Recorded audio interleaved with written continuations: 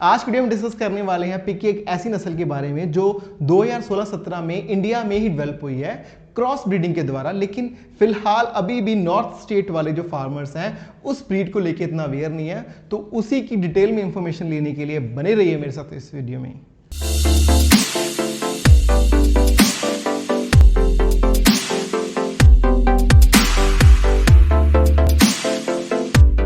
नमस्कार किसान भाइयों, this is doctor Charandeep Singh और मैं स्वागत करता हूं मेरे यूट्यूब चैनल पे। आज की वीडियो का टॉपिक जो है वो है नई ब्रीड के ऊपर। ठीक है, इसको कंप्लीटली हम डिस्कस करेंगे। मैं चाहता था कि इस वीडियो को मैं काफ़ी टाइम पहले ही आप सबके सामने लिया था, लेकिन मैं खुद इस चीज़ पे प्रॉपरली स्टडी कर रहा था। अभी मैंने काफ़ी यूनिवर्सिटीज़ जो डिफरेंट स्टेट्स के जो प्रोफेशनल्स हैं पिग फार्मर से, उनसे डिस्कस किया और कुछ कंक्लूजन्स लेके आया हूँ जो मैं इस वीडियो के पॉइंट से आप सभी के साथ शेयर करूँगा। तो मेरा जो आज का टॉपिक होने वाला है वो है नई ब्रीड के बारे में, जो है रानी ब्रीड है पिग की, जो मेन हब है नागालैंड, जो मतलब पिग फार्मिंग में हब माना जाता है प्रॉपरली। जो एक सर्वे आया था नागालैंड को लेके, वो था कि उस स्टेट में पर्टिकुलरली 60,000 मैट्रिक टन डिमांड है पिग मीट की, लेकिन जो खुद वो स्टेट प्रोड्यूस कर रही थी पिग मीट, वो सिर्फ प्रोड्यूस कर रही थी 30,000 मैट्रिक टन। तो मतलब 50% तो डेफिशिएंट ही रह गया। मतलब वो सिर्फ अपनी जो 50% ही पूर्ति कर पा रहे थे नागालैंड स्टेट अपनी स्टेट की जो रिक्वायरमेंट थी मीट की।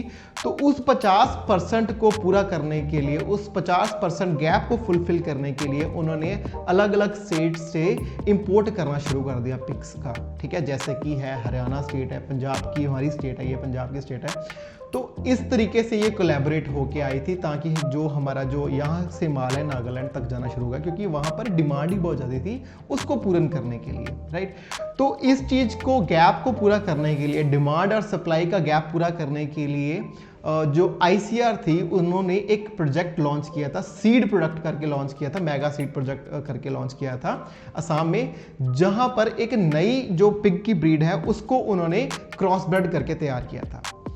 अब ये सोचने की बात है कि ऑलरेडी हमारे पास काफ़ी नस्लें हैं पिग्स की, जैसे एक्जॉटिक ब्रीड्स हैं। नॉर्मली हम जैसे ब्रीडिंग करते हैं large white Yorkshire, middle white Yorkshire, Duroc और हैम्पशायर जैसी नस्लें थी हमारे पास। लेकिन दिक्कत ये आ रही थी वो सारी एक्जॉटिक ब्रीड्स थी, मतलब बाहर की ब्रीड्स थी। अभी इंडियन ब्रीड्स उतना नहीं प्रोड्यूस कर पा रही थी, इसलिए मोस्टली जो फार्मिंग हो रही है इधर या उधर दूसरी वाली स्टेट्स में, वो एक्जॉटिक ब्रीड्स पे ही फार्मिंग हो रही थी।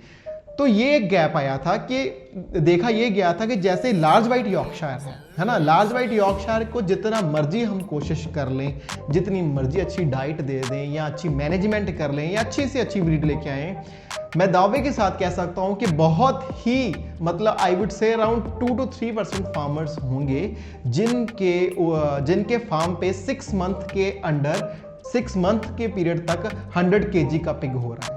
मोस्ट ऑफ द फार्म 95% से भी ऊपर फार्म्स हैं जिनका अराउंड 7 से 7.5 महीने लगते हैं एक पिग को 100 kg का वेट अटेन करने के लिए। और अगर मैं यही बात करूं कि यॉर्कशायर ब्रीड, सेम ब्रीड बाहर वाली कंट्री, जो इसकी होंद वाली कंट्री है, यूके है, यॉर्कशायर सिटी है, उनका डाटा ये शो करता है, जो मैं शो भी करूंगा अपनी वीडियो में, कि उन्होंने विद इन 5 मंथ्स 5 और 5.5 मंथ्स 5.5 महीने के अंदर अंदर ही उन्होंने 100 kg वेट अटेन कर लिया था। इनफैक्ट 120 kg 130 kg अटेन कर लिया था 6 मंथ्स के अंदर। तो यही गैप एक आ रहा था कि सेम ब्रीड है, ठीक है, हम जितना मर्जी उसकी मैनेजमेंट, जितनी अच्छी मर्जी उसकी हम फार्मिंग मैनेजमेंट डाइट रख लें, लेकिन स्ट्रगल करना पड़ता है उसको उसका 100 kg का वेट पहुंचाने के लिए। लेकिन यही बात करें कि सेम ब्रीड रहती है, लेकिन वही बाहर वाली कंट्री हो, जैसे यॉर्कशायर वाली कंट्री है, उधर वो विद इन 5 और 5.5 महीने के अंदर ही वेट आ रहा है। तो ये गैप ही आ रहा था,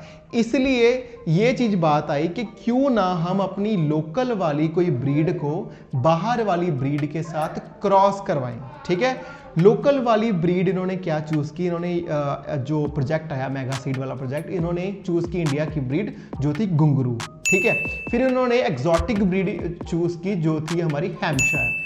इन दोनों नस्लों को जब क्रॉस करवाया तो एक नई ब्रीड तैयार हुई जिसको हमने नाम दिया था प्रोजेक्ट के ऊपर रानी ब्रीड करके। ठीक है, फिर इन्होंने क्या किया, रानी एक नस्ल बन गई किसके क्रॉस से, हैम्पशायर और घुंघरू ब्रीड से। कौन सी ब्रीड आई, रानी ब्रीड आई। फिर इन्होंने क्या किया, रानी ब्रीड को ड्यूरॉक से क्रॉस करवाया। रानी ब्रीड जो हमने नई तैयार की थी और ड्यूरक्स से क्रॉस करवाया तो एक नई ब्रीड तैयार की, आशा। सो ये दो नई ब्रीड्स आई थी, रानी और आशा, ठीक है। अब इस पे प्रॉपरली स्टडी हुआ, बहुत सारे ट्रायल्स लगे, सारे पैरामीटर्स नोट किए गए, इनका एवरेज डेली वेट गेन कितना, ये इम्यूनिटी है इनके पास। तो इन सारे जो इनके डाटास हैं या इनके जो ट्रायल्स लगे थे उनमें से ये निकल के आया था कि जो रानी ब्रीड है वो बहुत ही अच्छा परफॉर्म कर रही थी as compare to other breeds, चाहे वो यॉर्कशायर और हैम्पशायर क्यों ना हो। इनमें सबसे बेस्ट चीज ये निकल के आई थी कि जो ये रानी ब्रीड आई है इसमें एग्जॉटिक वाले भी लक्षण आ जाएंगे और इंडियन वाले भी लक्षण आ जाएंगे। मतलब इसको हम ज़्यादा बेहतर तरीके समझ पाएंगे और ज़्यादा बेहतर तरीके से तैयार कर पाएंगे। और ये सारी इंफॉर्मेशन जो मेरे को मेन क्रक्स मिला था वो मिला था असम से, जिन्होंने प्रॉपरली इस नस्ल पे काम किया था। So I would like to convey my regards to doctor Shantanu from Assam, जिन्होंने इस नस्ल पे प्रॉपरली काम किया और उन्होंने ही मेरे को इतना कॉन्फिडेंस शो करवाया कि उन्होंने खुद अपने ट्रायल्स लगवाए हैं जिनमें उन्होंने ये देखा है कि 6 मंथ्स के अंदर अंदर ही उन्होंने 100 kg वेट गेन लिया है इस रानी ब्रीड से।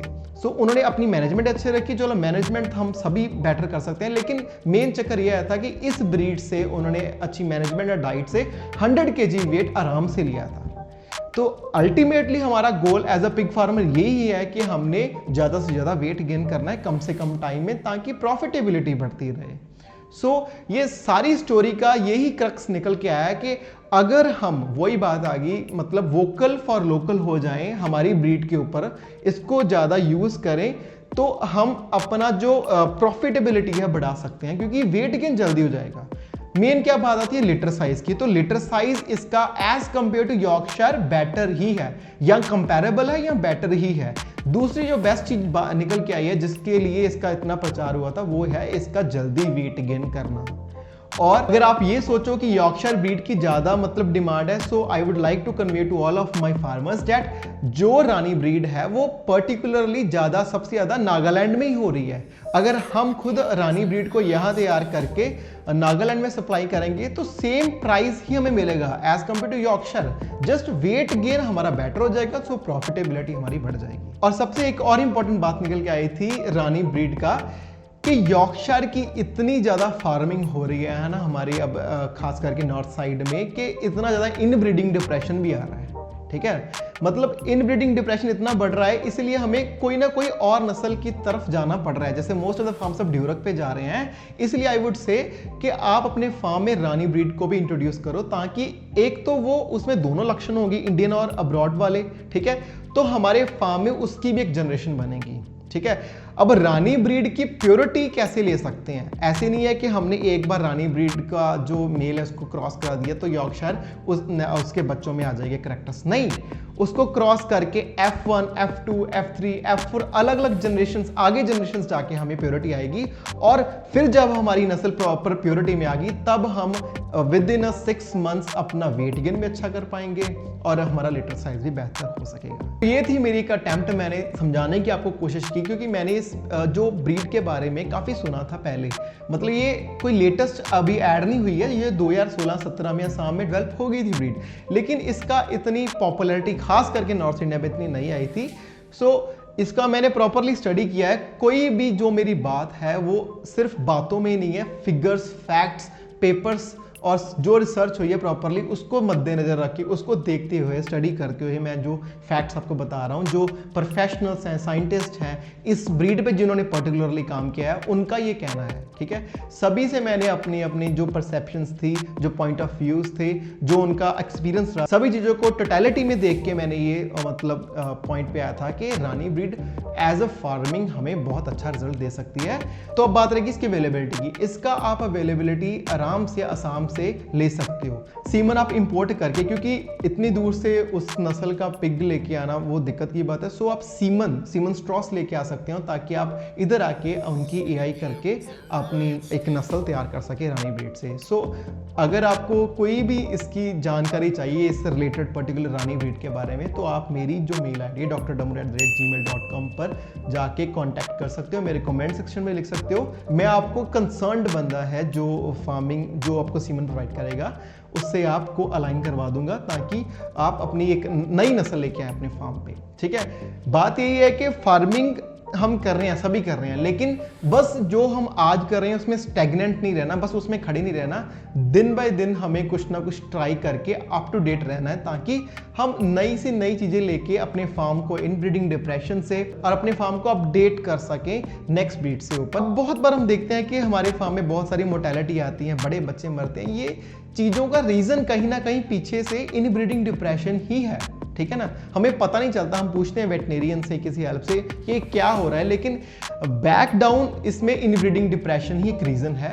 तो क्यों ना हमारे फार्म पे हम ज़्यादा नस्लें लेके एग्जॉटिक को इंडियन से क्रॉस करवा के एक अच्छी नस्ल लेके आए, ताकि हमारे फार्म में जो अडेप्टेबिलिटी है वो अच्छी हो सके, ताकि हम डिजीज से भी इम्यून रहें और बॉडी वेट और लिटर साइज भी बेटर हो सके। तो ये थी मेरी एक अटेम्प्ट अपने फार्मर्स को एजुकेट करने के लिए। तो कोई भी आपको कोई कंफ्यूजन हो या चाहते हो कि इस पे एक और वीडियो आए, please comment down in the comment section.